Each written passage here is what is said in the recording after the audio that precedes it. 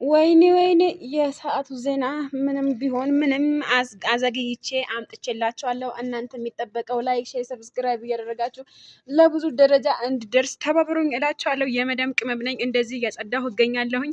በዛው ወሬ ስለደፈልፍላችሁ ላይክ ሼር ማድረግ አትርሱ። ሰላም ጤና ይስጥልኝ። ውድና የተከበራችሁና የተወደዳችሁ የአይመን ቤተሰቦች ሰላምና ፍቅር አብዝቼ ለእናንተ ተመኘሁኝ። እንግዲህ አብርሽ እውነት ሆኗል። እንግዲህ እንደ ታሰረ ተናግረው ነበረ። አንዳንድ ሰዎች ወይም አንዳንድ ዩቱበሮች እንደ 6 ወርና እንደ 1 ዓመት ተፈርዶበታል እያሉ እያዋከቡ ይገኛሉ። ቲክቶክ ላይ ኩሪፍት እንሄዳለን ብሏት ቃል በገባላት መሰረት ኩሪፍቱ ይቅርብሽ፣ ከአብርሃም ጋር እስር ቤት ሄደሽ ከሱ ጋር በዋሱን አስፈጅና አብራችሁ ኩሪፍቱን ዘና ትላላችሁ። ሳምንት 2 ሳምንት ሰው እንዳያገኘን ተደብቀን ዘና እንላለን ብለው ነበረ። ይሄንም ነገር ደግሞ አለ መካሄዱን ታውቆ እስር ቤት አበቃው። አብርሽ ደግሞ በቀላሉ የሚረታ አይደለም። ወንድ ልጅ ነው፣ ቢታሰርም ይፈታል፣ ችግር የለውም እያሉ ነው።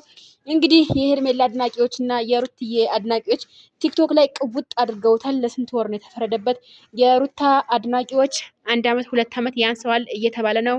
የሄርሜላ አድናቂዎች 2 ሰዓት እና 1 ሰዓት ከታሰረ በቂው ነው፣ ሰውን አልገደለም እያሉ እየተከራከሩ ይገኛሉ። እኔ ማላቀረብኩላችሁም ቲክቶክ ላይ እንግዲህ እንደዚህ የመዳም ቅመም ነኝ። ከመዳም ቁሽና ወይም ከመዳም ክላስ ሆኜ ነው የሚቀርጽላችሁ ቪዲዮ። እንግዲህ እንደናንተ አልደላኝም።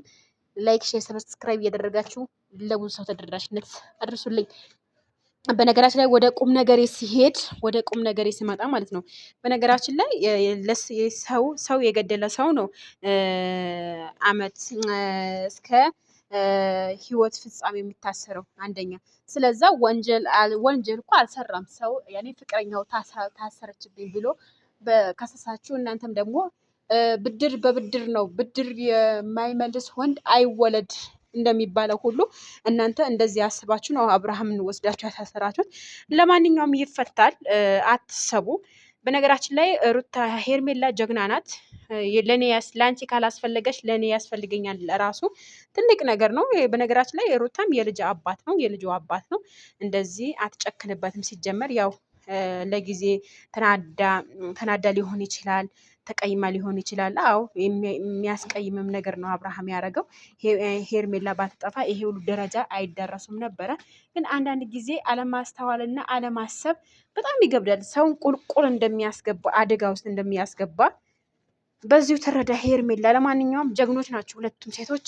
እንግዲህ ጠዋት በሰራሁት ቪዲዮ ላይ አብዛኞቻችሁ ከሩታ ጎን ቆማችሁ አው ትክክል ናት ሩታ ያስተላለፈችው መልእክት ትክክል ናት እያላችሁ ወይ ፈተና ጉደኞች ናችሁ እኮ እናንተ።